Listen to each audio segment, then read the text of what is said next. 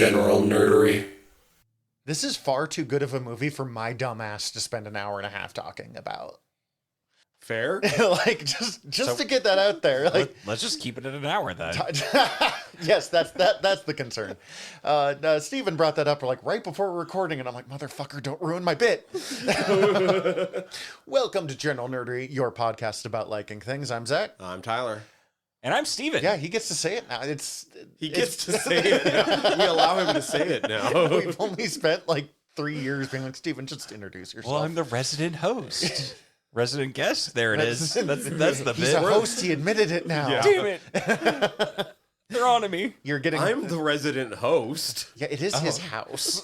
He actually is the resident host. We're the guest hosts. And then I'm the resident guest. But that's also not accurate. Host guests.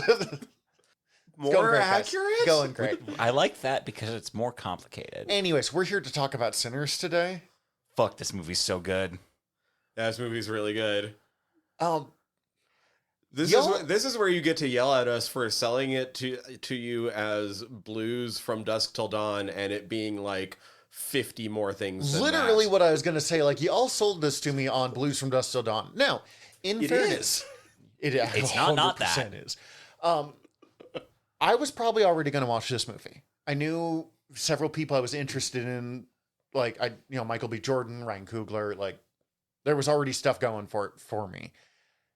Blues. I knew there was Blues. You guys got me to watch From Dusk Till Dawn, and then selling it this way. And it's a movie CC really wanted to watch. So, like, it was going to happen anyways. So, having this as the excuse to get me past my, like, anti-horror bias was a really good setup. This is not encouragement to get me to watch more horror movies. Just getting that out there. Oh, no, that's fine. Yeah. No, We're going to get this you is also barely a horror movie. We're going to get you to watch horror movies. We're not going to get you to watch more horror movies. That's why I'm bringing this up, because he started this in the truck, too.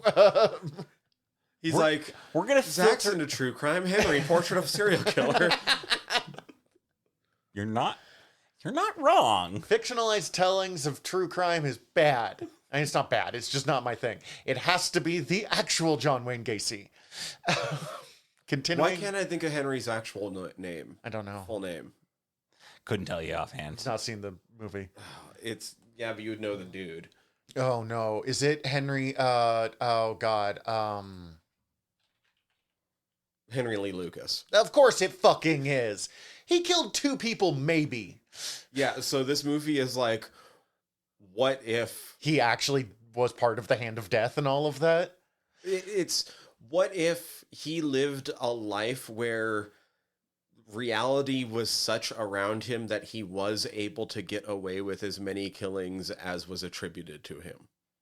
Oh yeah, he killed 2 people in his life, could not handle jail, and in exchange for candy and cigarettes agreed to start to agree to other crimes, and then Texas just used him for years to close cold cases. Mm-hmm. Just be like, so you killed this guy, right? And he's like, yep. Yep. You're gonna give me ice cream milkshake or strawberry milkshakes, right? And they're like, yeah. Tell us about how you killed him with this knife. It's this specific knife, right? Like it's infuriating. Yeah, it's like, what would reality had to have been like for that guy to actually kill that many people? I will say, there's played by Michael Rooker. Oh my God. Okay. You do not want to see it, by the way. This I'm is a aware. joke. There's But fucking, I want to make him watch we it. will talk about Sinners in a moment, but there is audio of Henry Lee Lucas and Otis Toole, who is the very large, very effeminate, high-pitched gay man who was in love with Henry Lee Lucas, who traveled around with him and gave Henry Lee Lucas his little sister. It's bad. Talking on the phone, making up their satanic cult story together, being like, you remember when we went down to the Everglades? He's like, yeah, that sounded like it was a good old time. And I'm like, what the fuck is happening? It's bizarre. Anyway, Sinners.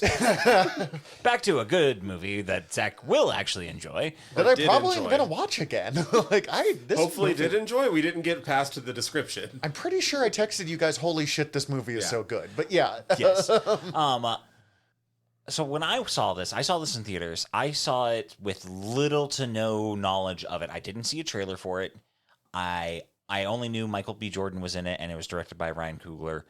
And I had spoiled for me the context of From Dusk Till Dawn, but it was spoiled in a way where I was like, oh, so there's just like a second act wild shift in it. So like, okay, that's all I know. And then I saw it, and it's like, oh, so you mean it is straight up From Dusk Till Dawn? Real quick, if you have not watched Sinners, usually it's weird to me if people keep listening, not having seen the thing, but more power to you. Shut this off and go watch Sinners first, because it's so good. Also, don't expect a nuanced scholarly discussion of all the topics that you could talk about with I am Sinners. far too white for that. Yeah, I'm going to talk about the film filmically as best I can, even though there's probably a lot better people who can. This movie made me feel things. Yep. This might be the best thing we've watched since Res Dogs. I was kind of waiting for you to say that, to be honest. God, I gotta watch. I kind Res of knew the Dogs. quality of this when it was the thing coming to the table. Well, and I was interested in this for a while for some behind the scenes things. One, it was just immediately getting incredible press. Wait, is this going to be our Halloween episode? Yes. Yeah. Oh, happy Halloween! Hey. Hey, Halloween. We don't exist in normal time. Yeah, it's early October for us. I figured I might want to mention that if we wanted to, but also, And I don't actually know if this is going to come out at the right time for that or shortly after Halloween. Doesn't But matter. It should. Okay. for the sake of everything, Happy Halloween. fuck it. This is our Halloween episode, regardless. So where I first really actually started getting interested in this movie was reading about how Ryan Coogler had made a deal of like he gets all rights of this movie reverted back to him after like 10 years or something So like here, that. I'll actually get into this a little bit. Okay. This, in a roundabout way, this happened because of Christopher Nolan in two different ways. Interesting. Because the fight for distribution rights of this movie came up like 2021, 2022-ish. Oh, And- so he's and- been working on this for a minute. And when they were going to go into production of the movie and stuff, and we're planning out the pre-production aspects of it. It happened right after Warner Brothers had pissed off Christopher Nolan and got him to quit when during COVID they tried to announce the release at the same time on streaming as in the theaters. Right, because Nolan's one of those guys that's really hardcore about theaters. Yeah, which I do appreciate seeing things in theaters. I will say that having seen this movie in theaters for the first time, I think that if you can get that experience of seeing it in a theater, highly recommend it. It is beneficial to like watch it and intently watch it. I mean, He's like a legit film nerd. Yeah. But I mean like on the technical aspects. Oh, sure. Like, yeah. and I respect that as someone who does not live near a theater. I actually am like, no, just release them, especially during COVID. Release them at the same goddamn time. Like, fuck you, man. No one was supposed to leave the house. For the sake of nerd, like film nerd here, we're meaning stock of film, Yeah. Yeah. not just The like technical aspects of making film. that too. No, but of Film the stock actual and film how it is stock itself. projected on the screen. It's like that level of nerddom. He loves that stuff. He loves that. And then also thinking about that end of it while filming the film of like how the camera's going to be projected. That he thinks about it holistically from the whole process. It's kind of fascinating. So Warner lost their big director at the time, or one of their big directors, and I think a couple of others were threatening to pull out. Yeah, because no one liked this idea. Yeah, because I think, I want to say Villeneuve also was like, fuck you guys. Again, we were in the middle of a pandemic. No one was supposed to leave the house. I get it, but also, like, I get both make some sides of it. allowances, man. Yeah. As someone who truly loves seeing movies in theaters, but doesn't see them in theaters as much as I would love to, I fully understand both sides of it. I appreciate being able to stream, but also, fuck, I love seeing a movie in theaters. I think there was also an aspect of it where there was some rights issues or some money issues. I was about to say, I think there's money issues where they wouldn't necessarily see any of the cuts from the streaming. That's a bigger issue. Or way smaller cuts from this. See, that I agree with and that I understand. I think part of this, I mean, one, again, pandemic, but like, as someone who doesn't go to the theaters much, just because I find it such a hassle, the theater system, and I've yelled at this for years, needs such heavy reworking that I just don't care about it anymore. But I get why theaters are cool and fun. So in the wake of losing Nolan. Yeah, because that was a fucking blow for them. And just the press around it all in general. I remember when it was going on. Like, this was a big discussion. We talked about it. Yeah, it was a big discussion that was going on. They ended up in a bidding war with Sony and Universal for the distribution rights for the film. And some of the other things in the background as well. And because Coogler knew it was a wanted project, he was able to swing his dick a little bit. Yeah, and like, he knew that they just lost somebody that they really needed to make up for. He was asking for first dollar gross, so a percentage right out the gate. Mm-hmm. Final cut privilege. Oh, wow. And explain that to me. Just he has final say on the final edit. Oh, okay. So he locks picture for sure. No one can jump in afterwards and change edit. And take stuff out, add stuff in, do any kind of change. He has final picture edit. And ownership of the film 25 years after its release. 25, that's what it is. So they have distribution rights for 25 years. And which is kind of unheard of. And Warner Brothers were like, all right, we lost this guy. We're in a bidding war. We're going to meet his terms.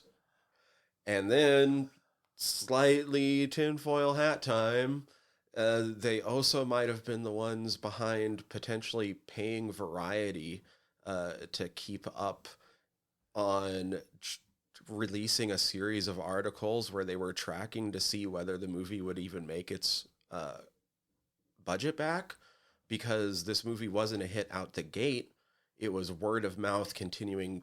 Its audience didn't shrink over a number of weeks. Okay. Do. So they were like pushing to be like making sure it made cash. Well, it was kind of an out of nowhere move, like, because it's Ryan Coogler is big, but he's not Christopher Nolan big, and so many movies are tentpole properties anymore, and this is kind of specifically designed to not be a tentpole thing. Like, they are unlikely to make one, Coogler doesn't want to make a sequel. Two, they're unlikely to make a sequel because the rights are going to revert back to him after a while. So it's really a very... If you're going to do anything else with the property, do it then. Yes, and it's a very limited value, like, run for it. Like, From Dusk Till Dawn, they can do increasingly shitty sequels because they own all of it. Who gives a shit? That being said, I want a side story about the Choctaw Vampire Hunters. It's the only thing I could think of that would convince me to do something else in this world. Fuck yes, I am here for this. Every rewatch I've done of this movie, when they bring up the Choctaw tribe, I was like, I want more of that information. I did think it was weird that we just never, that they were like, okay, and just left the story. Oh, no worries. I'm not going to fuck around and find out. I'll be going. And just leaves. Good luck. May God have mercy on you.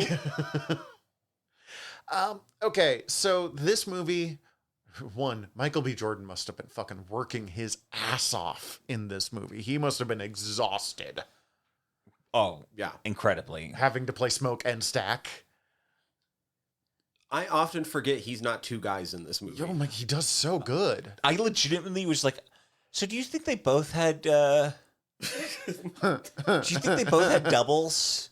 I was watching this with my wife last night, and it was the scene where they're getting into the truck, and the rattlesnake had just been killed, and they're just cutting back and forth to them talking about whether or not they should still try and set up, and I'm like, oh yeah, so they probably have a body double for Michael B. Jordan so that they can just swap back and forth, but I still was like, it's still They Michael. both have It's still Michael B. Jordan, so I'm like, there's 4 people involved. There's a few scenes where you can kind of tell that it's. I imagine they definitely have. I was imagining they have 2 body doubles for Smoke and Stack, so that they could then tweak it a little bit, costume wise and time wise, just have. Okay, you're going to be here. Then we're going to swap. One body double. His name's Percy Bell. Oh, sweet. I mean, luckily the costume was similar enough that for the most part they just needed to like change the fit a little bit and change the hat. But Zach is absolutely right in that Michael B. Jordan had to work his ass off. Oh, I imagine. Part of the way that I think a majority of his scenes were filmed, where not only would he film the smoke part, or the stack part, depending. There were ways that they were able to just straight up use only the double in some of the scenes, because they would have him film the scene a second time with this body mounted rig that was getting a 360-degree view of his head and face while he went through the scene, so that they could digitally map all of those facial expressions onto the double. Jesus Christ. The fuck? So he had to do, I mean, you usually do like 10 takes on a scene anyways. But he had to do it like 4 different perspective-wise? Basically, yeah. So there was times where he would do the scene twice, but he would be either Smoke or Stack, but then he would have to do it as the other person, but that time was capturing just his face. So they could put it on the body double. On the body double from the other take. But that still means he has to do... He still has to do it as each character several times to get the take right. Oh my God. I hope he gets like some awards for this, because fucking A, he did a great job. I was very grateful. I know it's so simplistic to do red hat, blue hat to separate them. I was so grateful for that though. Like it was, and he does play 2 very different characters. Smoke and Stack, the way they move, the way they talk, the way just like the pacing of his voice. There was a twin consultant on set to teach him how to be a twin. We saw that in the credits when me and my wife watched this in theaters and thought that was so fun. Huh. Okay, that makes perfect sense, but like, wild, right? Like, I always knew Michael B. Jordan was a good actor, but this movie Jesus fucking Christ. commits. They do a lot of storytelling in nuanced ways that, like, the first time I watched it, I didn't even realize how much storytelling they're doing in the background and subtly through acting and various other portrayals. Just characters interact very naturally, but over the course of the movie give you a lot of information about them and backstories, and like nobody outright says it, but like I know that Haley Steinfeld's it's her grandpa was one half black. It's either her grandfather or her father was half black. She mentions it at one point.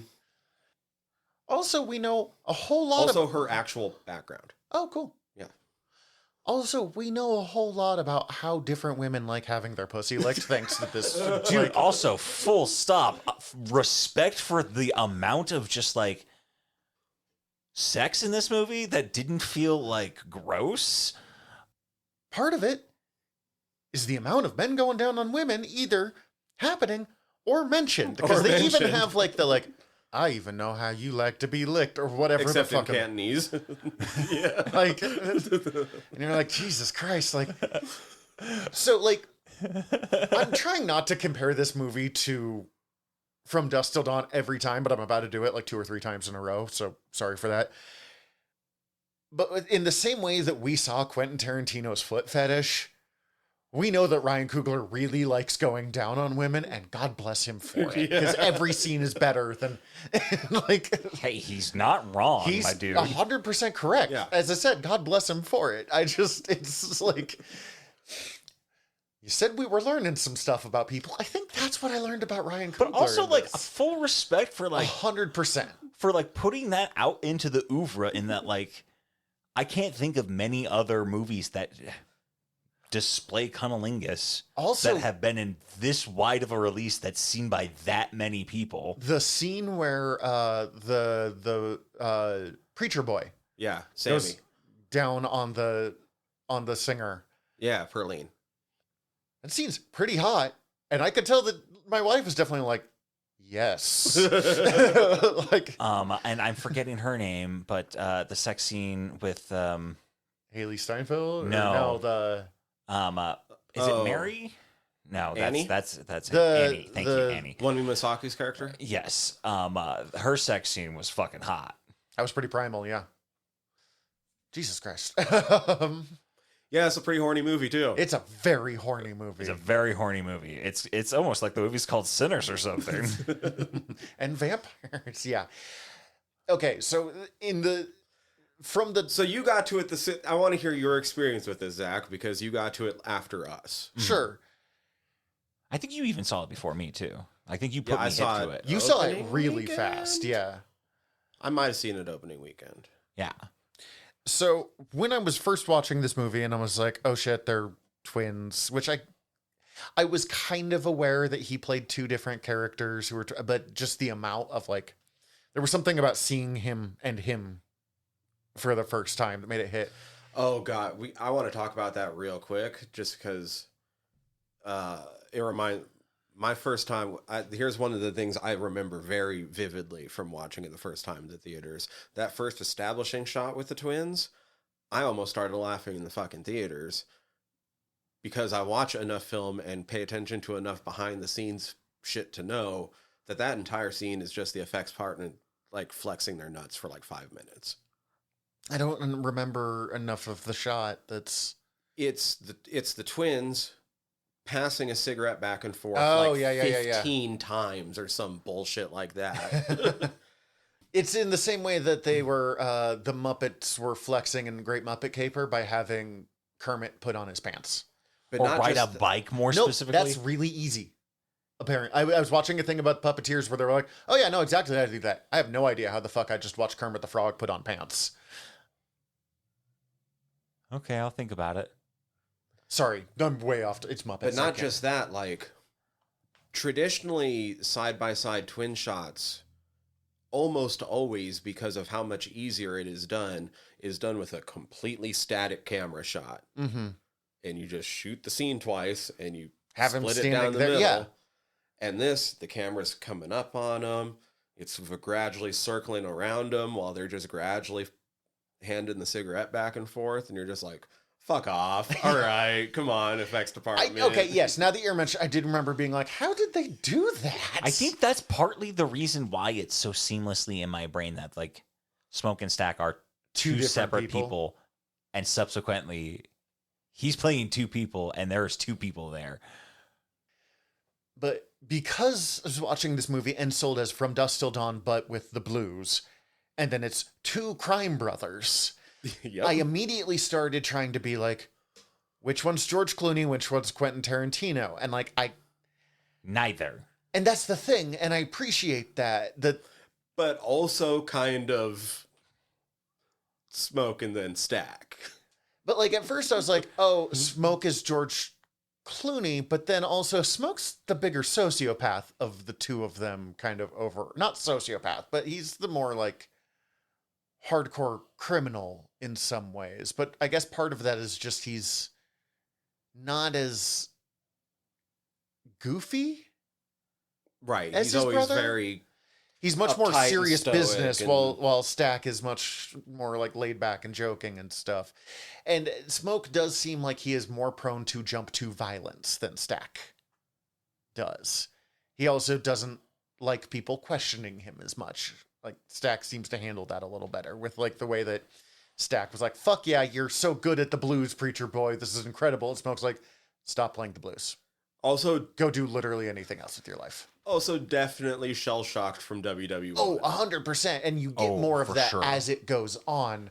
But like when I first watched it, being like, oh, this one's that. And no. And thank God. Because one, I have no interest in watching another not understanding what serial killers are. But like, you know, the character that Quentin played. And again, I may not like Quentin Tarantino. He does a very good job playing that character. I'm not actually knocking on him, but I'm glad that as much as this is from like very directly from Dusk Till Dawn, but with blues, that they didn't ape it that much. Mm-hmm.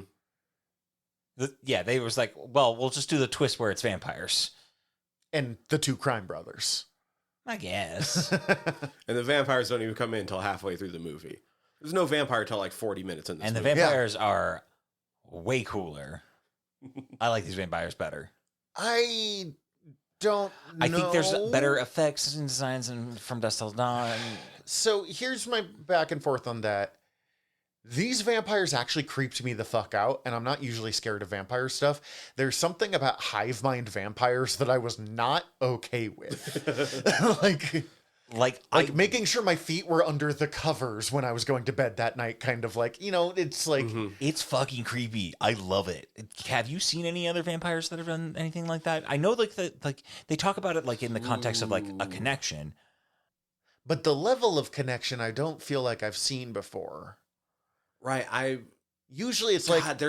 I feel like I've ran into one other slightly hive mind vampire, but I'm blanking on what it was right now. Usually it's more like, oh, I sired you and thus you are my thrall and I have like mental domination over you, as opposed to we all share one mind and I am kind of the dominant one of it, but it does feel more, as opposed to like he's the king vampire and all of them are his thralls. It was like one entity and he was just like the main voice of the entity, as opposed to like that specific guy was in charge.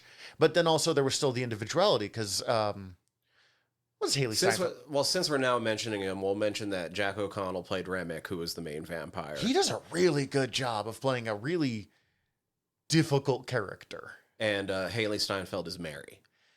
Because but Mary... And we said his name earlier, but Miles Catton plays Sammy, Preacher Boy. Mm-hmm.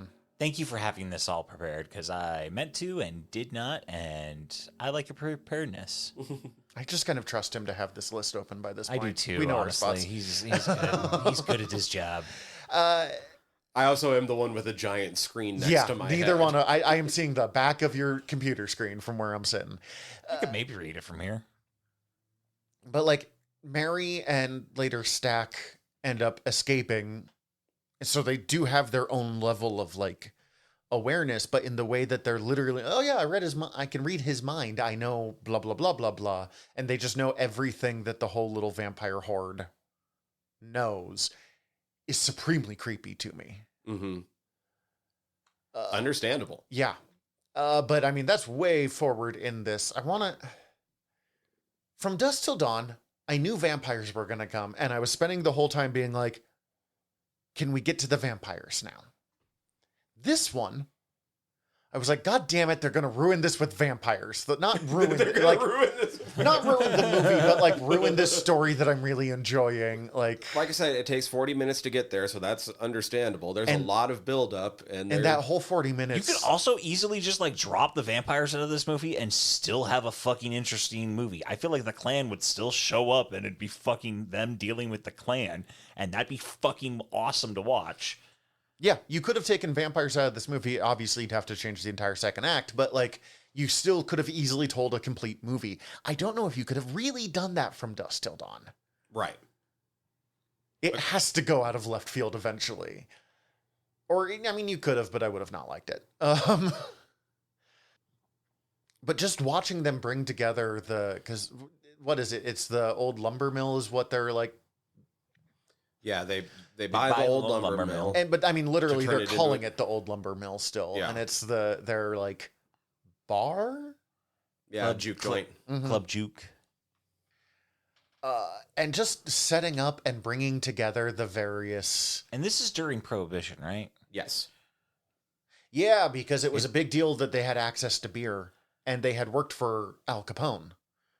They were back because they had fucked over Al Capone, which was not a good thing to do. Both sides. Right. I was about to say, if you pay attention, especially to the way that they are dressed up, one was working for Capone. And one was working for... the Irish. Okay. And they didn't... Well, they fucked over the mob. They didn't fuck over Capone. There is a little bit of extra details given on the official Spotify playlist. Oh. There's some extra info. There's like some fake newspaper clippings and stuff. They fucked over both sides in the wake of Al Capone getting arrested, because that's what happened that same exact year. Oh, so Al Capone gets arrested. They use it to take advantage, fuck over both sides, and get the fuck out of it. And try and just like escape. And just like, well, nobody come after us, hopefully. That's why they had Irish beer and Italian wine. Oh, okay. Man, that's a really good detail, because I remember they mentioned that while like people are ordering. And honestly, that's like the best way to fuck over the mob, is not fucking over Capone specifically, because, I mean, he was in prison by then and the syphilis was starting to hit really hard. That dude was very sick. But like, Capone would just beat you to death with his own hands. Like, he was very much not a, the Godfather. Capone was a scary motherfucker.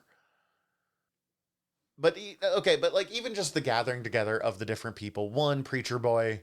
I love Preacher. I know his name is Sammy, but they call him Preacher Boy for most of it. And that's just where it's what he introduces himself as. Right. Yeah. Delroy Lindo is Delta Slim. Dude. Is he a, like, known blues... No, he's a known legendary actor. Okay, yeah. I thought so, but like... Although, like, he disappears into this role, I kind of just like, well, that's just Delta Slim. Yeah. It took me a couple of watches, just like, oh, that's that guy from Gone in 60 Seconds, The One, a bunch of other movies. Why does my brain pull Gone in 60 Seconds and The One? Malcolm X, The Five Bloods, Crooklyn. Way bigger movies than that. Get Shorty, Cider House Rules. And Get Shorty's super good, and I've seen it probably more than both of those other movies. Congo. Sometimes it just... He's also in Congo. I forgot about Congo. Devil's Advocate. Oh, dude, I like The Devil's Advocate. It's bad, but I like it. So this is interesting being in this era, because I know bits and pieces of this era, but it's not a strong knowledge base for me. Like, I know, just being alive in America, I know a lot about World War II. I've picked up a bit about World War I because I'm that hipster that wants to know about the, like, less known thing that came before the thing everyone talks about. I know a little bit about the Depression. I know a little bit about, not that they were quite in the Depression yet here, but like, because this is what, in the 20s? No, this is Depression. This is 32. Okay, so this is in the Depression. I know mob stuff from this era, but it's like Chicago outfit kind of stuff. What they escaped from, not where they're at right here. now. Yeah. So it was enough that I was like understood where they were, but even watching it was like, there's a bunch of context things that I'm missing. Right. So, it is during Prohibition, but people are... So the big deal is that it was beer, is because it would have been hard to get beer in that area at the time in Mississippi. Delta Slim was already being paid in corn liquor. Yeah, but the fact that they had beer and $40 a night is what won him over. Because beer spoils a whole lot faster, especially in the Mississippi heat. Yeah, that makes sense. That's a great context I didn't know. Yeah, this movie's great. Is it true that they got a lot of the, like, stuff from the Blade movie that didn't... Yeah, one of the versions of the Blade movie that was supposed to happen in the 1920s. And so there's a lot of outfits on a lot of the extras were from that never happening. And they saved a lot of money doing that. God, I would have loved a Blade movie in the 20s. That would have been so fucking good. That would have been cool. I would have loved that. They should have let Ryan Coogler do it. Like, still let him do it. I will say the big. While I'm still thinking about Delroy Lindo, the biggest upside about watching this at home was getting closed captions on him. So you could understand a lot more of what he was saying. That was a very thick accent that man put on.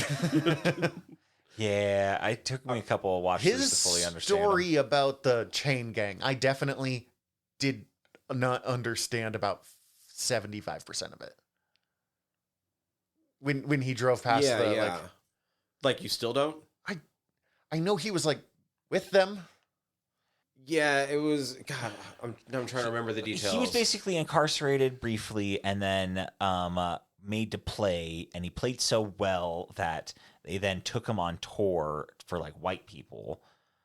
They then like made money through that somehow. Right, but when his buddy was going to use his cut of the money to actually try to set himself up legitimately in a way that could be permanent. I think he was going to set up a church, basically. He was going to leave town. He was going to start a church of some sort, but he took out all of his money for a $2 ticket. Mm-hmm. And they lynched him. But as long as they left Delroy Lindo alone, as long as he was content with just like drinking his part away.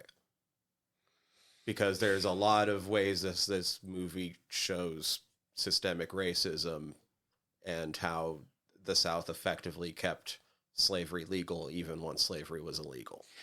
The scene that hit me the strongest with that, of showing the systemic racism, was one, just it was so fucking funny. The scene where they go into the Asian guys, I'm sorry, I don't know his name's shop. Oh, what were their names? I'm so bad with names here. I remember Smoke and Stack because it's Smokestack. Oh, it's they're the Chows. It's Lee Jun Lee played Grace Chow and Yao plays Bo Chow.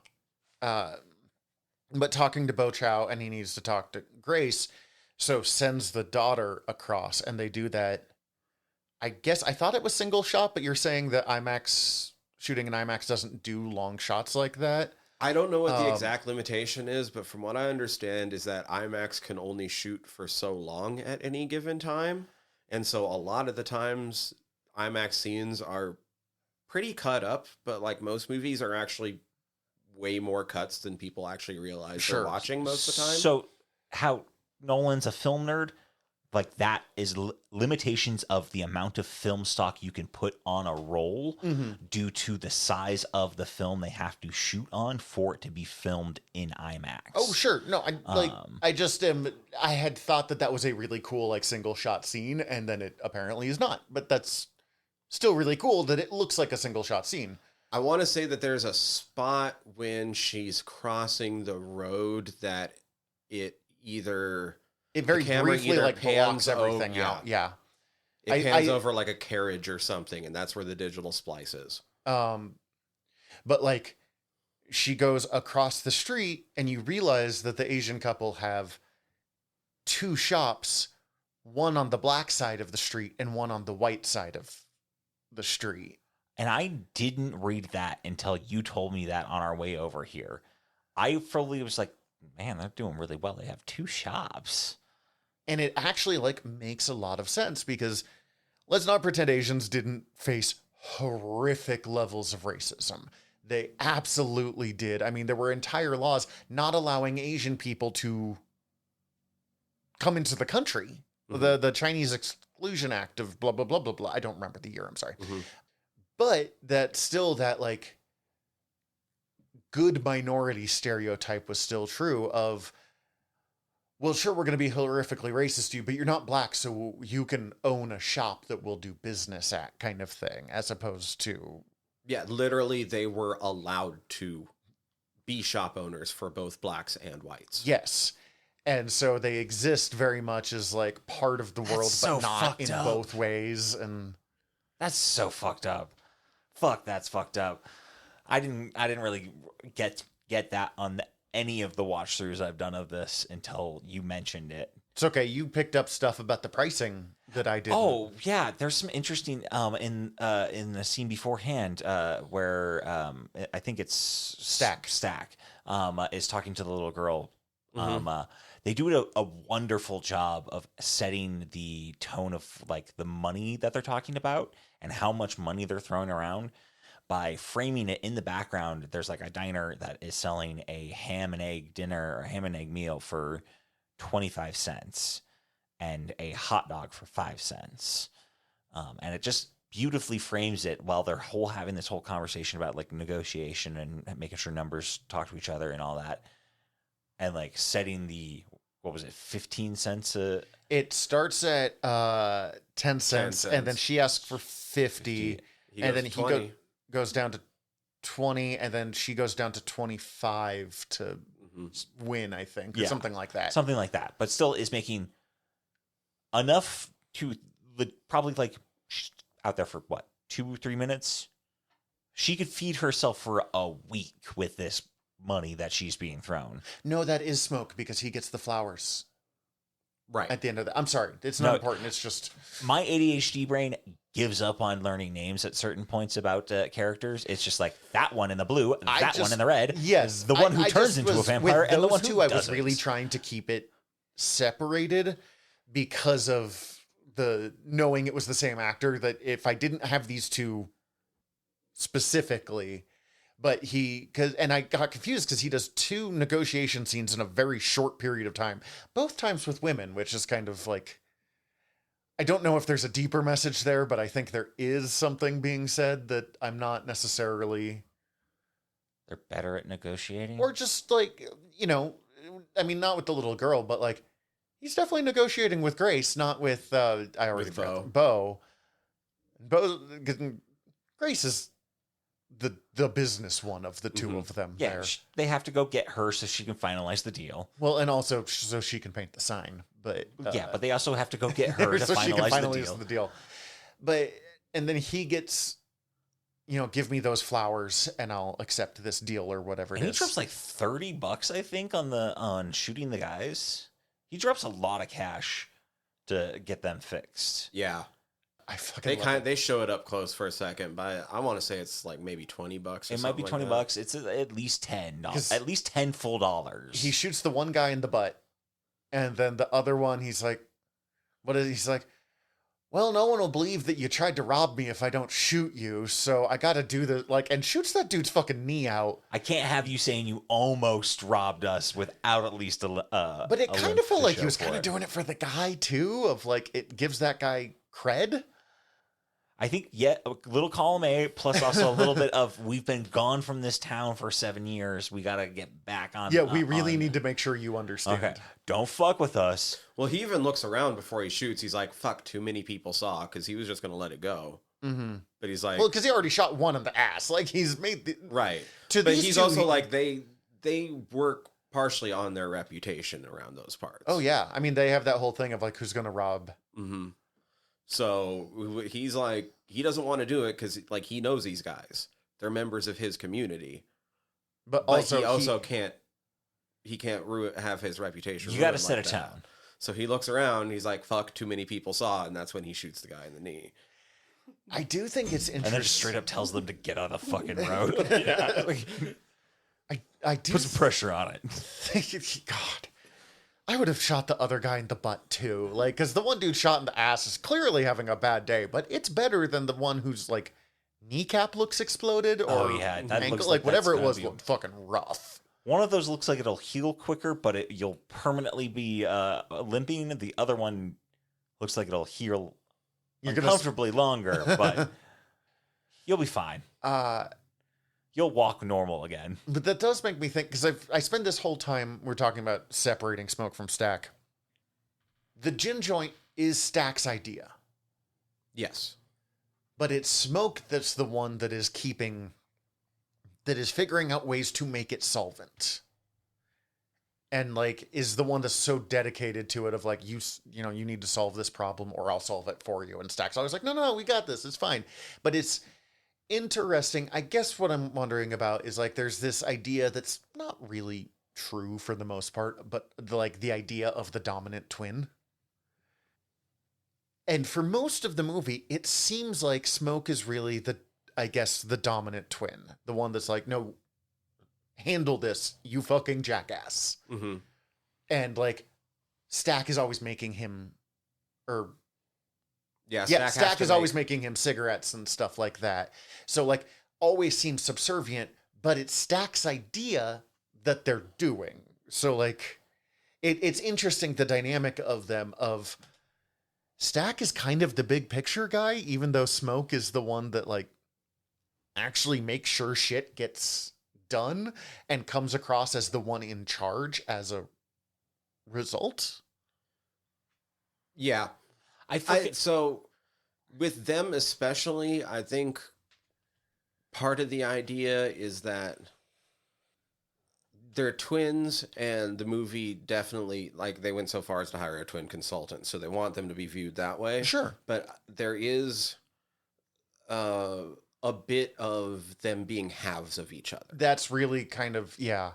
And so there's not necessarily a dominant so much as it is kind of one being. And as I said, I know that like the idea of the dominant twin is not, it's mostly more of a fiction than it is reality, but it is interesting watching the, I guess for lack of a better term, the power dynamics between the two of them. But it's even down to like their real names, because their names are Elijah and Elias. They say it at different times through the movies. Which is a Bible reference that I don't know. It's an interesting Bible reference because there's a lot of debate on whether those are even actually separate guys. Okay. Oh, interesting. They are very possibly supposed to be the same person in the different stories about them, because one is just the exact same name except in Greek. Okay. See, admittedly, they're very close, so I get it. Yeah, okay. My level of knowledge of this is there was a wrestler named Elijah who now goes by Elias after he left WWE. So that explains that too. And also played a brother named Ezekiel. And oh, that's funny. Yeah. There's some other potential biblical references with the both of them, but I didn't write them down. That's fine. Those are the big I ones. feel like there's some latent in this that I'm just never going to get because I don't have the knowledge of general Christianity and or biblical references. Definitely was raised agnostic. So yeah, there's a lot of this that I am. Well, I want to say it's Elijah also was carried bodily into heaven by a chariot of fire, which some people theorize is somewhat reminiscent of Remick being killed in the fire tornado at the end when he's hit by the sun. Okay. And then it's Elijah is Stack, and then it's Stack that's basically taking his place. Interesting. Fuck, this movie's great, and I want to watch it again. Especially since there is some commentary on religion as well in this movie, not just race and kind of interesting because like it would be really easy. That one really snuck up on me too. The religion part of it. It would be really easy to just write this off as like anti-Christianity, I guess, because of Preacher Boy's father, who's very much like give up your guitar and accept God. And also Remick's deal with the Irish community dealing with the Catholic the Catholic Church basically coming to Ireland and forcing people to practice Catholicism. Oh, I will point out that Sammy's dad is played by Saul Williams, who is a very famous rapper, singer, and poet. He does a very good job of playing a very hellfire and brimstone preacher, and whose father was a preacher. That's yep, okay. But like, I don't feel like it necessarily is straight up anti. I know saying something is anti-Christian is such a loaded thing in the world that we live in, but I don't feel like this is directly just like it does seem to be very bad in the kind of imperialist aspects of I think it's Christianity has sometimes, but pro like Christianity, not necessarily. I think it's pro faith, but acknowledges the role that it can have in subjugation. Pro faith, anti-colonialism. There it is. Yeah, that's it. That's how you say that. Thank you for helping me find those words on that, because like his preacher dad is fucking terrifying. I'm also so confused by any church that's like, music is bad. Like, Although it also does feel like but they were mentioned singing that- at the beginning of it too. Like when he walks in, So the guitar is bad. this took me a couple times watching it to set in. The guitar is bad to his father because, as you find out at the very end, when Smoke tells them, that wasn't fucking Charlie Patton's guitar, that was our dad's guitar. So it would have been his Brother's crime guitar. brothers. His crime guitars. brother's guitar. I don't who know why I probably keep... played the blues. Who was a bad enough person that they like the Had a brothers couldn't reputation. even, they had a reputation before they even truly got into crime because of their dad. When they went to that other town, and even the quote unquote, as he says, good black people wouldn't employ them. Yeah, Which is okay. just to show how crime springs up in lower advantaged communities, is because you don't have opportunities for advancement in any way. Yeah, if you don't give anyone any way to escape, Fuck. they're going to end up just repeating patterns. Who is Charlie Patton, by the way? Oh, he's considered possibly the father of the Delta Blues. Okay, thank you. I just don't know enough about blues to have... Like, I like blues, but... Yeah, I really love the blues. I like it a lot, and I listen to it whenever I remember to. But it's not like a passion of knowing. Yeah, it. yeah. Yeah, so this is one of those times where, like, of course, Tyler's going to say something like this. The only music I have made sure to keep in a lossless format throughout, like, 4 generations of my computer being in my possession blues? is the complete works of Robert Johnson. I mean, that's a great. I love Robert Johnson. Tyler, you're maybe the most interesting person I've ever known in my life. Like, I mean, that was one of the things that got me into blues, was hearing about the Crossroads legend and Robert Johnson, and then I just kind of branched out from there on like various other artists of that era, and then modern blues and stuff. I don't listen to a ton of blues a lot of the time, but it was very formative for me, and there's times where, like, nothing else quite scratches that itch. In high school, when I was getting into playing guitar, a lot of the way that I was learning and teaching myself was learning how to read tablature, and then my dad was subscribed to Guitar World magazine. At that time period, Guitar World magazine was about 1/4 blues and 3/4 metal, so... yeah, fair. Okay. That actually explains a lot. Yeah, I've always wanted to learn to play blues harmonica because I'm that bitch, but... Oh, God. That's why when, at the very end of this movie, when Buddy Guy pops up, I also almost shat myself in the theater. I'm like, it's Buddy Guy. That's old. Old Sammy. Yeah, okay. Yeah. I knew I recognized him, but I just don't know the stuff very well. We haven't really talked about what you said her name is Amy? Haley Steinfeld's character. Oh, Mary. Mary. Annie is the other character. Okay, yep. There.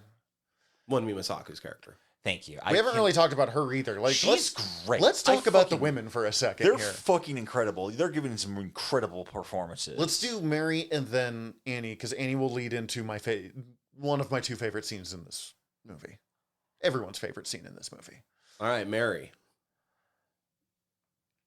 One, just having like basically her first line be, what was it? You did tell me, and then you stuck your tongue so far up my cooch that I thought you might have changed your mind. Was like, coos. that's it. Coos. Like, then you stuck your tongue up my coos and fucked me so hard that I thought you might have changed That's your it. mind. That's it. And you're There like, it is. That's that beautiful fucking sentence. and you're like, God damn. Like, okay. Oh, she's pulling no punches. Okay. We immediately know who Mary is because she's dressed all nice. She's still talking all fancy, but then drops. That would have been filthy fucking language for the 20s. Stack. There's a white woman coming your way. You sure she's white? That's an interest. And like, okay, because you said her grandfather was half black, Mm-hmm. which is so wild how much she absolutely passes for white in every way, shape, and form. By that, her grandfather is half, so she's like an eighth black. Functionally, she can pass as white in any part of American culture. But having a great-grandparent who is black is enough to permanently alter her entire life. Jim Crow one-drop laws. Jesus. Like that, I mean, it's one of those things, obviously racism exists. It's not a question. You know how bad it was. But the idea of that level of separation and you're still being affected by the law to the point that the only place she kind of feels comfortable is on the black side of town. And she even clearly barely feels comfortable there because people keep being like, who that white bitch? Except for all the folks that actually know her. Yeah, but even then, Yeah. like, But even still, like, a couple of people who know her is like, who are you getting? Oh yeah. yeah, because like when cornbread Cornbread. is first like, ma'am, are you sure you're in? And it's really when she calls him cornbread that she goes, oh shit, this is Oh Mary. shit, it's little Mary. Like, I know who poor cornbread, man. He just was trying to And like, he got fucking murked quick. I mean, not as fast as Mary did. I thought Mary was going to live through a lot more of this movie. Oh God! Before we move off of Mary, I just gotta say I absolutely love her reveal of her just covered in blood, and like then to be shot and then just like we're gonna kill all y'all. Oh my God, that scene is so fucking great. Also, the weird spit scene right before. I'm not a saliva person, but like, This is a fucking sexy movie. We got like, okay. okay, but like, and even just you have that like moment of, oh, this is gonna turn real bad, but she manages to make it sexy for like another 30 seconds. I also definitely had flashbacks to the vampire spit from Dresden Files, Yeah, same. where vampire saliva is a narcotic. Oh, interesting. Yeah, At least Red Court. we're going. Yeah. But like I did not expect her to be the first one of that group to get murked, because it's creepy vampire man and his two clan Right. recruits, which also learning that they were the fucking terrifying hive mind explains how they were immediately this like incredibly capable little weirdo.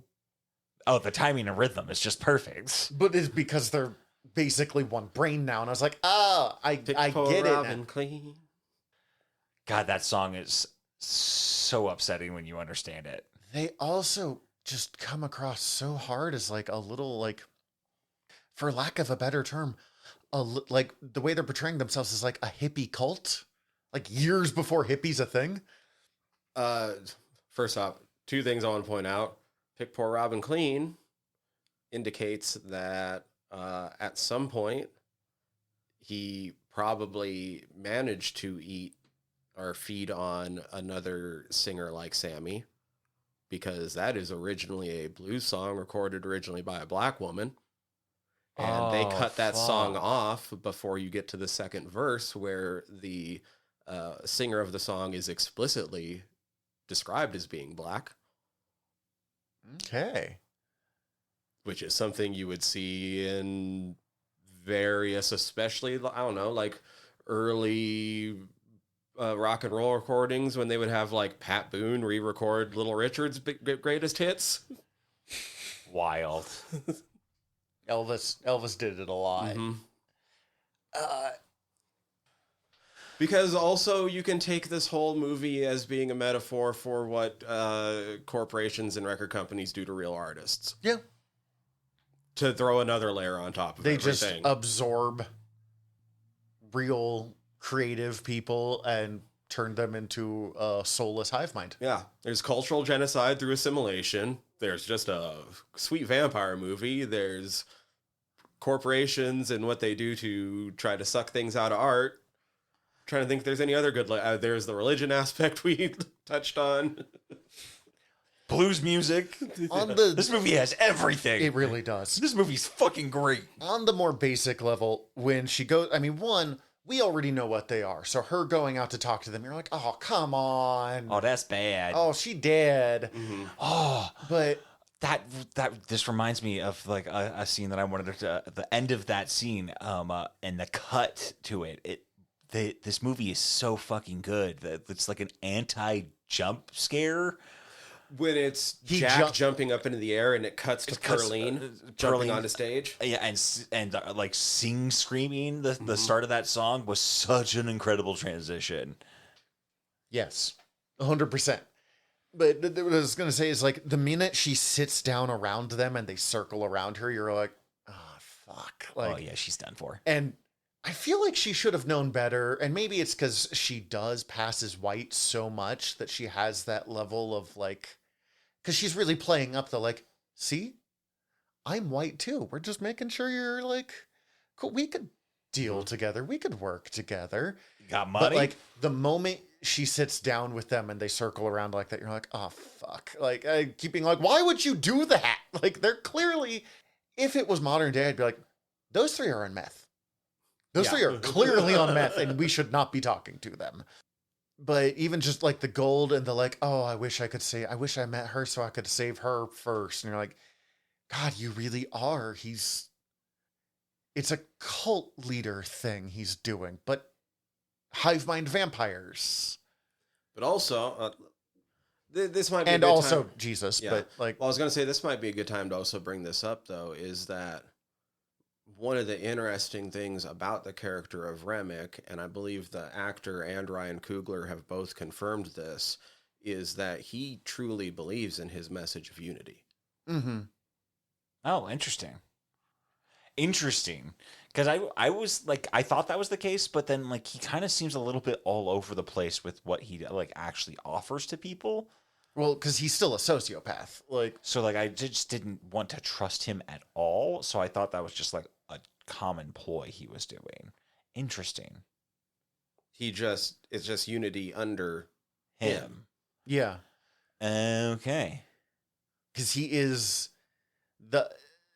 what happens to him does to an extent happen to the others. Like when he gets the silver part of the guitar in his head, all the other ones feel it, but it doesn't kill them. They only Right. die when they go out in the sun. So the fact that Stack and Mary were clear, I'm sure they were just like, Jesus fucking Christ, what the fuck is happening over there? But Right. like they were hidden enough that they were able to survive.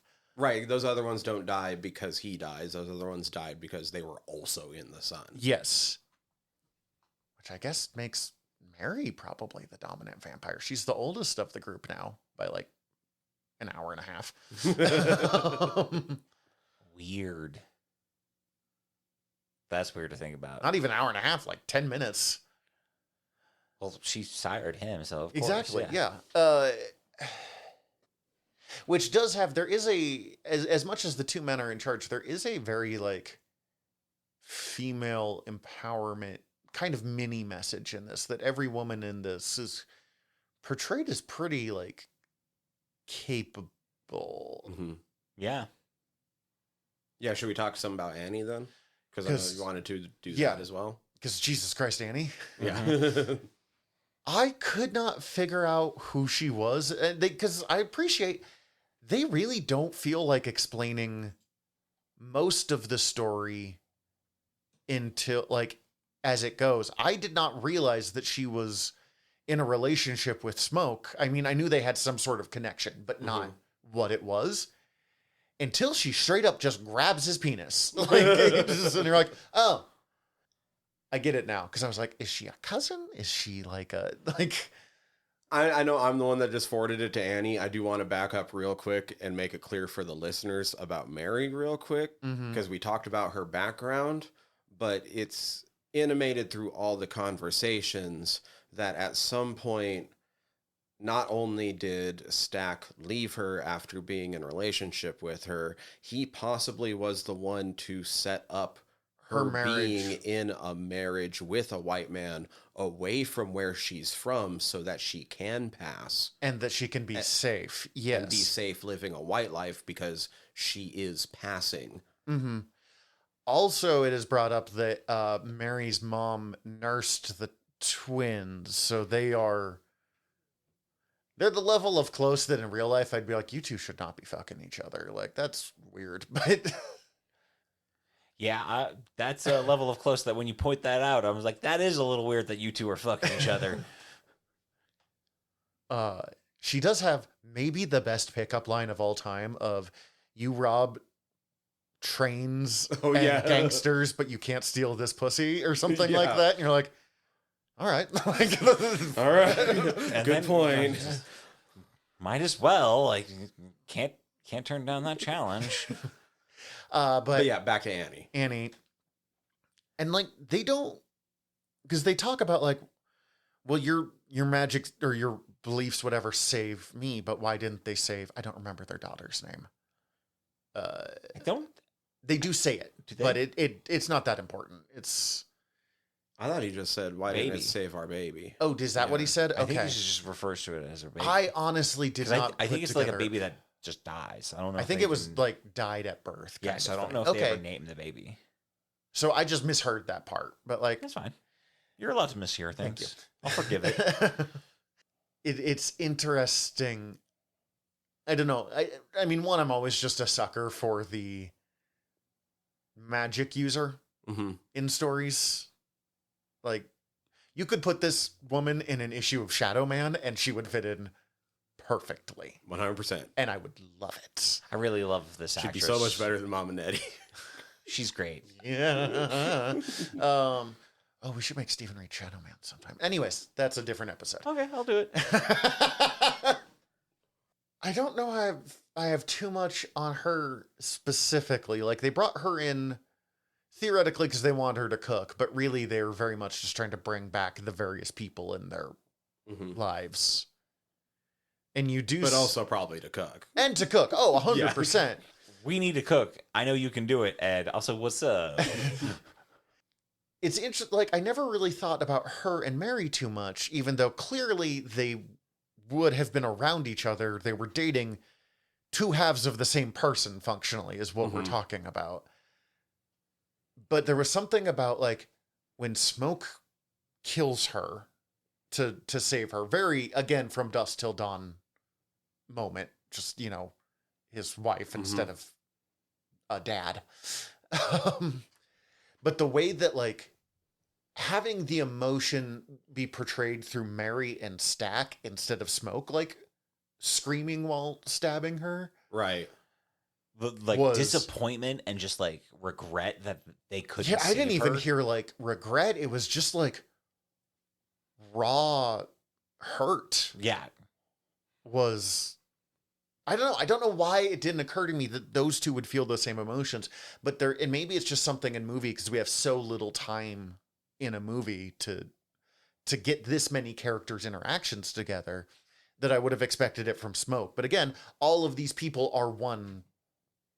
In a way, like, even before they became vampires, or even the ones that didn't become vampires, were all one organism already. They were just the organism that is this community as opposed to literal hive mind vampires. Right. And even with the hive mind vampires, there's a couple indications throughout the movie from a few different characters that there's still bits of them that come Absolutely. through. Like, I know I keep saying hive mind, but like, yeah.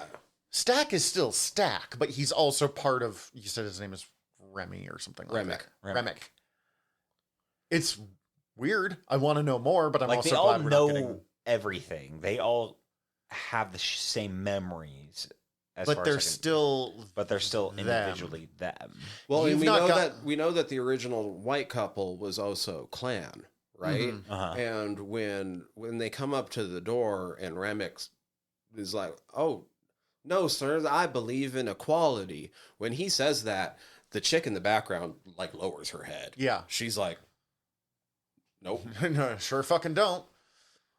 And I know that there's been some discussion online of like when Mary goes out to talk to them, that song that they're singing is the lyrics Wild of the song. Valentine? Yeah. Some of the lyrics of that song talk about an Irishman experiencing some prejudice himself. And a lot of people think that that's some of the real Remick coming through as well. Okay. Interesting. Because once again, he does actually believe in everything that he's saying, and he is trying to find a way to reconnect with community. It's just his way of doing it is fucked up hive mind vampires. Well, and also, like, let's be honest, if they had known he was Irish, the Klan probably would have killed him too, because the Klan hated things in a very specific order: black people, Asians, Catholics. Mm-hmm. Which is so wild to me, but like, Really fucked up. and then literally everyone else. But Mm-hmm. And then, of course, like, we see, like, Stack come through a bit of himself at the end, not just being part of the hive mind. sure, or even when he's just talking to Smoke, being like, "No, he's red. I can like see his mind. It's still Stack Mm-hmm. talking. He's just also part of this larger Mm-hmm. organism." It's there's some sci-fi, and I can't remember what it is, where it's some big like blob thing, and it can just drop out like little minions of itself, and those minions are individual, but then they can kind of be reabsorbed. I'm thinking too much about this hive mind. I don't even know how to talk about it, but talking with Annie and talking about the power of music and one of the most beautiful scenes I've maybe ever seen filmed. Yeah, the Of music sequence. The music Oh, yeah, sequence. it's fucking incredible. In watching as it develops, and this idea, I love the idea that music can connect to the spirits of the future and the past and bring all together as it goes along. And one, we see these people start doing, it's not quite synchronized dancing, but it is kind of a somewhat organized dance. And for a sec, so much better, but it kind of made me think of, you remember that bit in like 90s rom-coms for a minute where they would have like an organized dance scene at the prom or whatever? Right. Yes. Except like not whatever the fuck that was. Mm-hmm. And then bringing in like a Jimi Hendrix analog, and then Yeah, he was kind of Jimi Hendrix mixed with, like, Bootsy Collins. yeah, like clearly representing certain things without trying to be a specific person. And then bringing in, you hear some of the old tribal music, or old African music, sorry. Mm-hmm. And then some of the hip hop starts, and rolling around this and watching the different bits of the community, and of like I guess I feel weird saying this is, the very white guy I am, but the spirit of the community through time of this black culture that has survived despite, honestly, America's best attempts to stamp it out for generations upon generations. Mm-hmm. And I can understand why Remick wants to get access back to that again, even if it's not, he wants his version of that or whatever, but like that scene I could watch. But just truly being included in that would access his version of that. Because theoretically. you do even see the Chows. Yeah, right? because you see some of, There's a guy, I can't remember that type of theater, but there's that kind of theater dancer shows up. Mhm. And then I think later on there's also somebody dressed up as Sun Wukong. yeah. Fun. So the whole thing, and also because like part of the curse of the vampire, I like that it was not just like a mortal unlife, but literally you are separated from your ancestors. Because your soul is trapped to your body. Your soul, yeah. So theoretically, once they die, they can go again. And I kind of have this wonder of like, Stack and Mary have their time together and seem to be good. Mm-hmm. Not to be content together and have that little bit. But I do wonder if there's going to come a point where it's going to be like, all right, it's time to go be with Smoke again, because Well, and even because we've referenced that scene a couple times now. That's another one of the bits where like the movie is complicated because there are some people that are going to benefit from assimilation, but then you kind of got to ask what they gave up. And Stack lets you know in that scene, like, I gave up the sun. I gave up seeing my family. that's the last time I've seen my brother. But he also gets the life with Mary that he always wanted, even if he wasn't allowing himself to even really admit that he wanted it. Yeah, it's so interesting to see vampire treated as its own, not just like, well, they're bad now, but it's allowed to, like, no, vampires are bad, but this is still more Yeah. nuance, complicated complicated than that. to it. Yeah. Mhm. I guess we're getting kind of long at the tooth here. Of We do have to talk about that final scene where and that's what I was going to say. We should kind of jump to the clan. end. Jamal, who we work with, who's going to be on our next episode, was telling me, he's like, the last 20 minutes of this movie is my favorite thing I've ever seen in a movie, and you'll understand why. And then I watched it, and I'm like, there were 3 distinctly separate scenes in that, and each one of them could have been the reason I understand why. Like, This is a great fucking ending of this. But honestly, once at a certain point, it is full throttle till the end credits. but there was this moment, like, because they have the hint of the clan early on. Yeah. When you and any of your clan buddies are like, oh, the clan doesn't exist anymore. And you're like, bullshit, Chekhov's gun. And then we see some clan members through the vampires. And I had heard, like, they kill clan vampires. And I was like, was it really just those 2 fucking shitheads from the beginning? Like, and we reveal, oh, the clan was going to come in and blow up, kill everyone here anyways.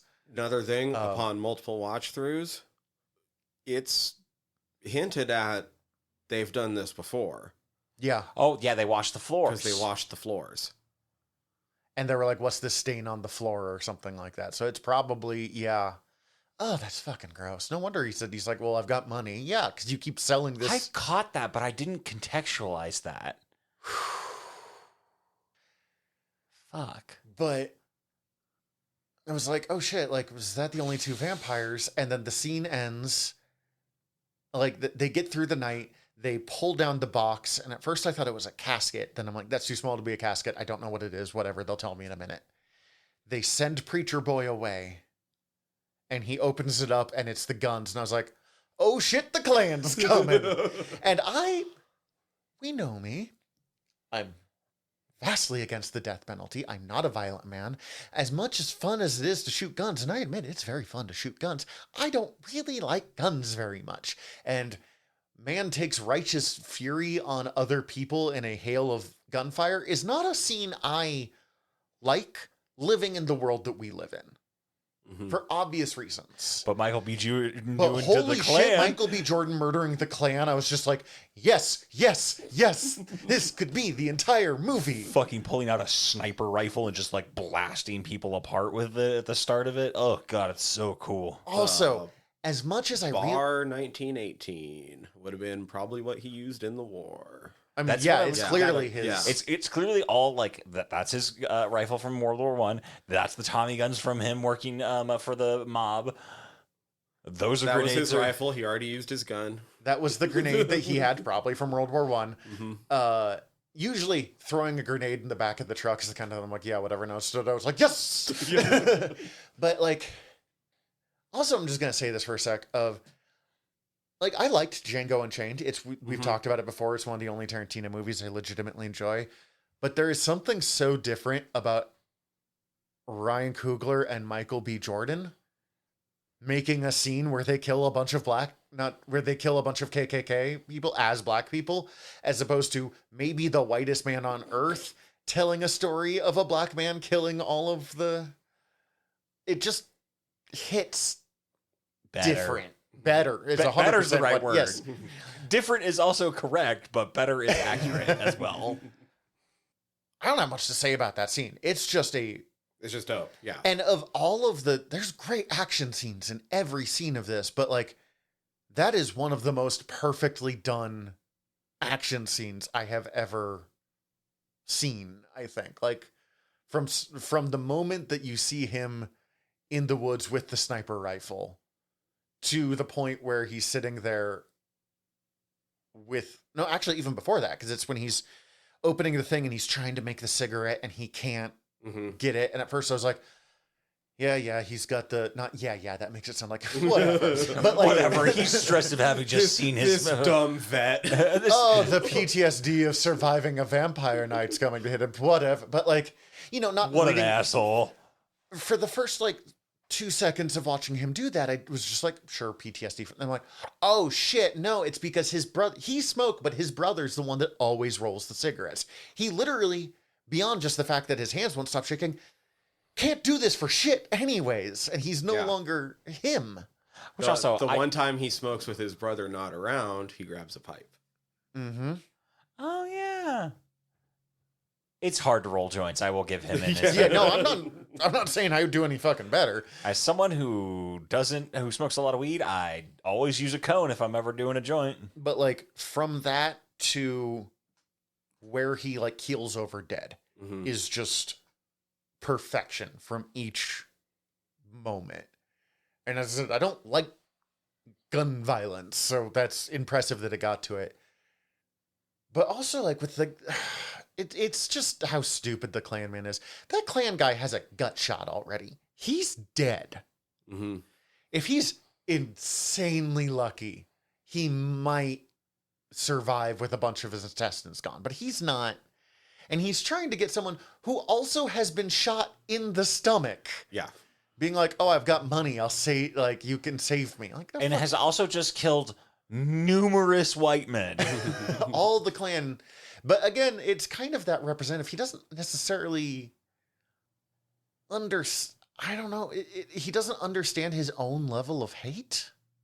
He doesn't understand his own level of like disgusting bigotry that's like, it's fine. It's just what we do.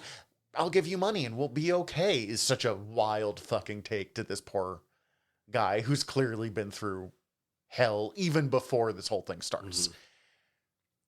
But then gives him the cigarette and he sits down and the ghost of Annie being like, well, if you can get rid of that cigarette, we'll get rid of the baby. I don't want any of that smoke on her. Has like 18 different meanings on it. One, that's a bar right there. One, get rid of that fucking white boy cigarette. Mm-hmm. No hate cigarettes around my ghost child. And then two, like, because his real name you said is Elijah. He's Elias. Okay. He's Elias? Yeah, okay. Stack's Elijah. But basically, like, your fight in the real world. I got that completely wrong. I can sometimes remember names. Sometimes. But anyways, it's the like your life in the living world is over. Smoke is done. It's time to be Elijah again with us and our child. And that's kind of the letting go of everything that he couldn't let go. And I know I'm just saying the subtext out loud, but like, Jesus Christ, this scene, any scene in this movie, you could watch 16, 20 times and get different shit out of it. And then, of course, there's a scene at the end with old man, with preacher boy, and Stack and Mary. But honestly, my favorite, other than the scene, the music scene, which is kind of everyone's favorite scene because holy shit, my favorite moment is the moment right between those two scenes where preacher boy, it goes back to the beginning, preacher boy walking into the church and his father being like, put down this guitar and embrace God and yada, yada, whatever gross bullshit there is there. And then he looks at everything of what that guitar was and like what that guitar cost him and cost other people. Cause like the other blues guy whose name I've already forgotten. Delta Slim takes the time to hand him the guitar before cutting his own wrist so they can escape. Mm-hmm. That's wild, man. Because he knows how good that kid is. But the scene where he's driving and even then he won't put down the shattered remains of his guitar, that one little moment might be my favorite moment in the movie. And I can't even put to words why it is specifically. Because there's just so much going on. Like, yeah. First off, although we kind of see part of that scene already earlier in the movie, so you can kind of put this together.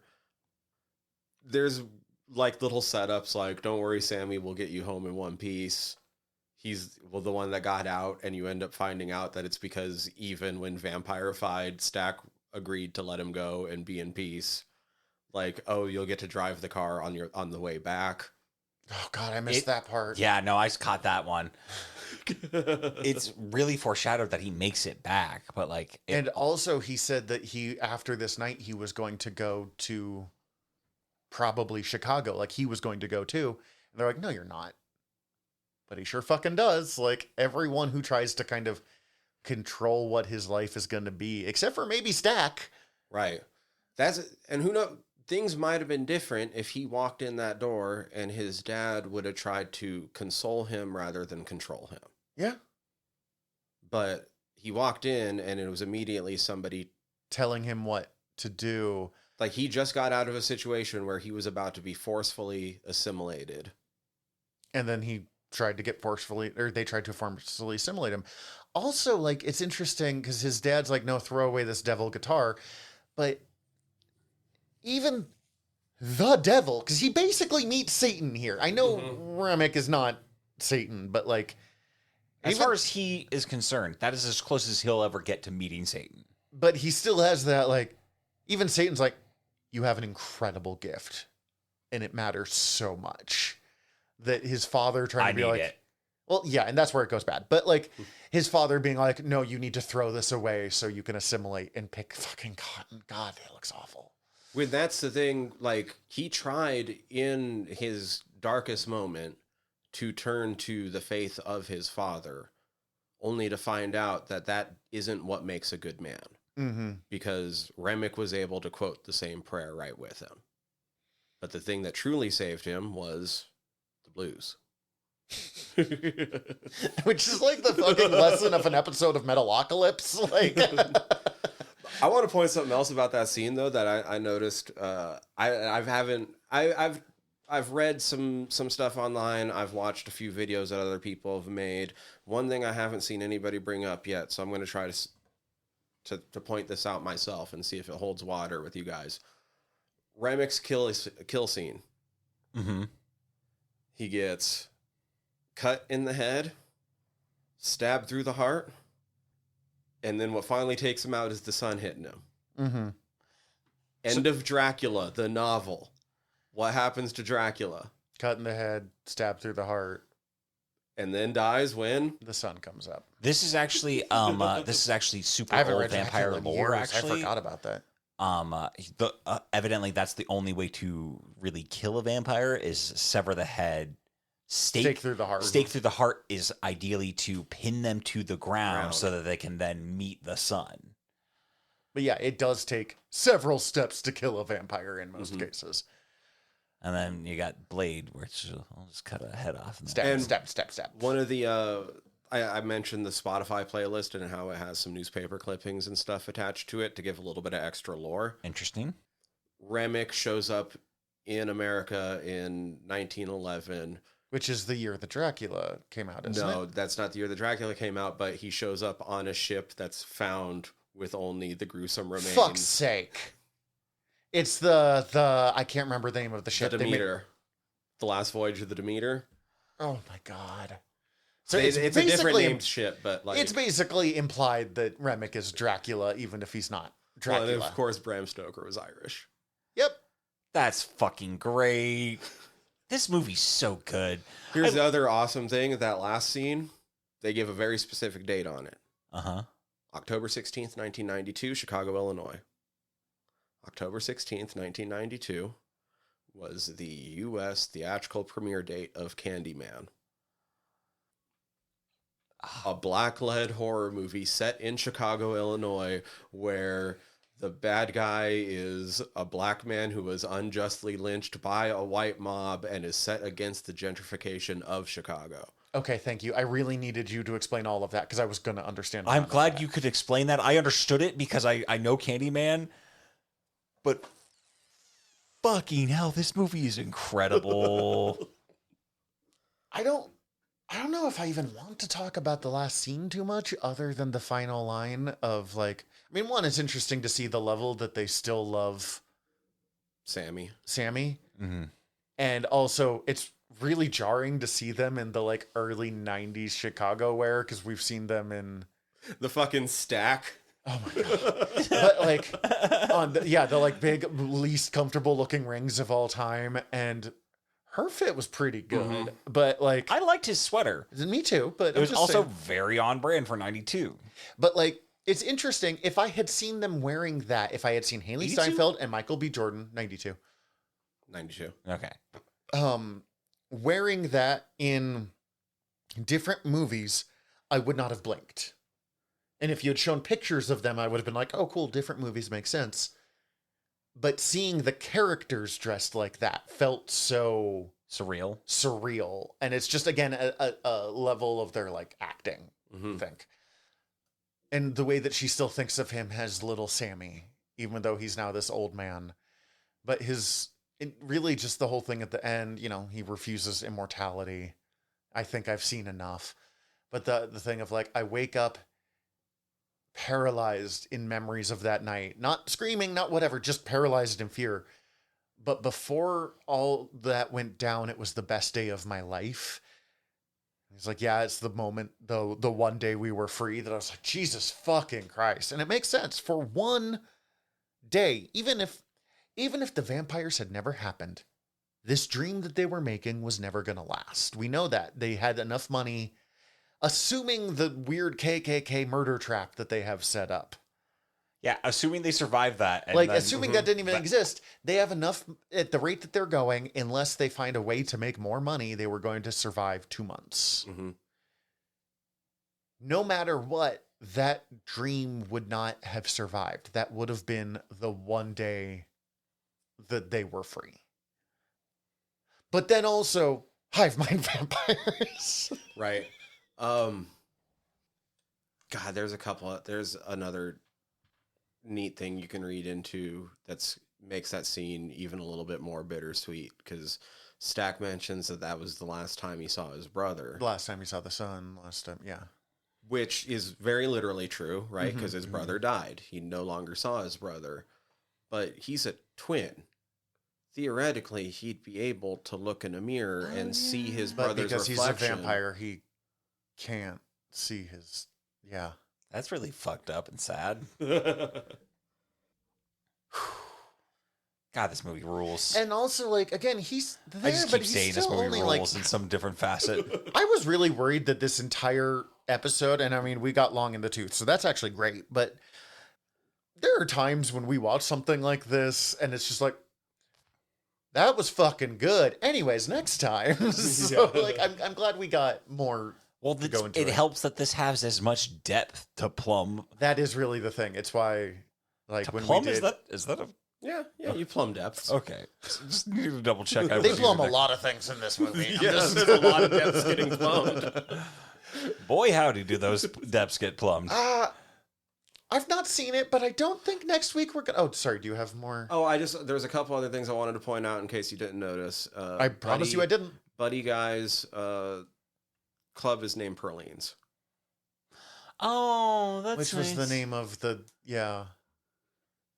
And he mentions the PTSD that he suffers from that night on until his old age. I believe it's Smoke tells him when he's trying to convince him to not go to Chicago and to go to that black city instead. I ain't never seen a happy musician. Yeah. Although he kind of proves him wrong. Like, yes, he still has PTSD and all that, but he does also... You see him legitimately happy while performing. I agree.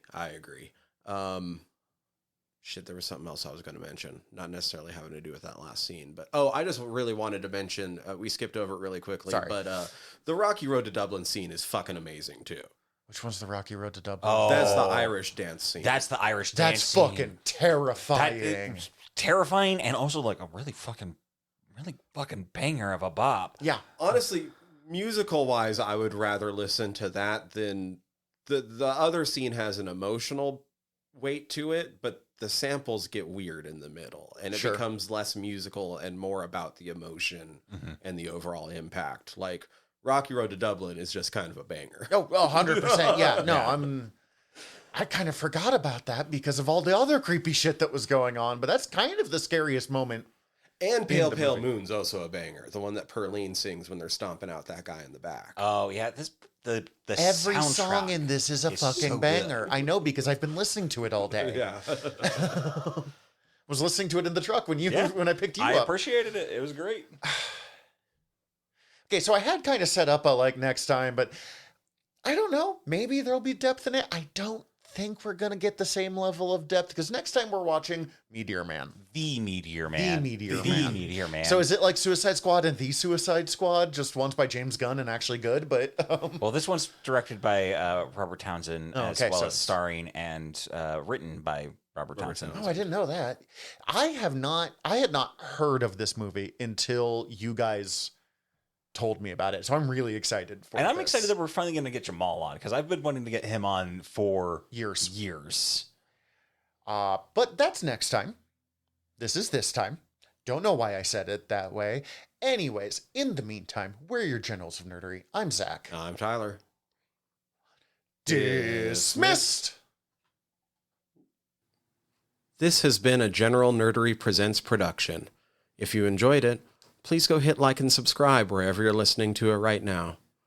Also, we'd greatly appreciate it if you checked out our other shows over at gnpresents.com.